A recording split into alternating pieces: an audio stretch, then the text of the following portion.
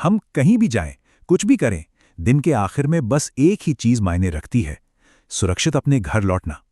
ये एक ऐसी भावना है जो हम सबको जोड़ती है। और आज हम इसी बहुत जरूरी विचार पर बात करेंगे, सड़क सुरक्षा की प्रतिज्ञा पर। ये लाइन सिर्फ कहने के लिए नहीं है, बल्कि ये एक एहसास है, एक जिम्मेदारी है। सड़क पर हम जो भी फैसला लेते हैं, उसके पीछे यही सोच होनी चाहिए। ये हमें याद दिलाता है कि हमारी सुरक्षा सिर्फ हमारी नहीं, बल्कि उन लोगों की भी है जो घर पर हमारा इंतजार कर रहे हैं। तो सवाल ये उठता है कि इस एहसास को, इस जिम्मेदारी को अमल में कैसे लाया जाए। सिर्फ महसूस करना काफ़ी नहीं होता, उसे निभाना भी पड़ता है।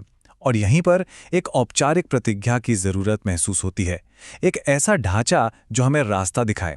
और इसी सवाल का जवाब हमें मिलता है ग्लोबल EHS की तरफ से, जिनकी सड़क सुरक्षा प्रतिज्ञा पर आज हम बात करने वाले हैं। ये प्रतिज्ञा सड़क के सही इस्तेमाल के लिए एक गाइड की तरह काम करती है। तो चलिए शुरू करते हैं। देखिए, सुरक्षा की कहानी गाड़ी स्टार्ट करने से पहले ही शुरू हो जाती है। ये हमारी अपनी तैयारी के बारे में है, हमारी दिमागी हालत और हमारे पास मौजूद सुरक्षा उपकरणों के बारे में। बस ये 3 छोटी छोटी बातें हैं जिन्हें आदत में ढालना है। पहली, अपनी सुरक्षा की तैयारी, हेलमेट पहनना या सीट बेल्ट लगाना। दूसरी, अपना पूरा ध्यान सड़क पर रखना, मतलब फोन को दूर रखना। और तीसरी, हमेशा होशियार रहना, कभी भी नशे की हालत में गाड़ी नहीं चलाना। अच्छा, अब अपनी जिम्मेदारी से थोड़ा आगे बढ़ते हैं, क्योंकि सड़क पर हम अकेले तो नहीं हैं, है ना? सड़क हम सबकी है और इसीलिए ये एक सामूहिक जिम्मेदारी बन जाती है। इसे ऐसे समझिए, सड़क सुरक्षा के ना 2 पहलू हैं।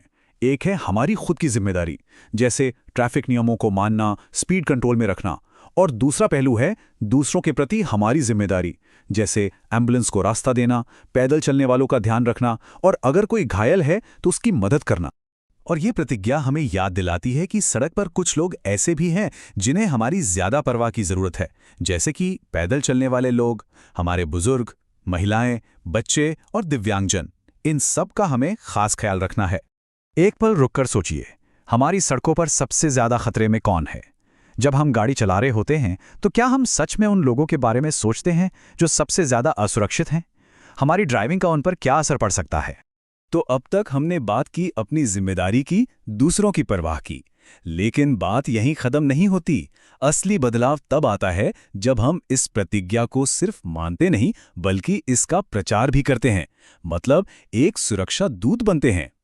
और यही है सबसे बड़ा कॉल टू एक्शन।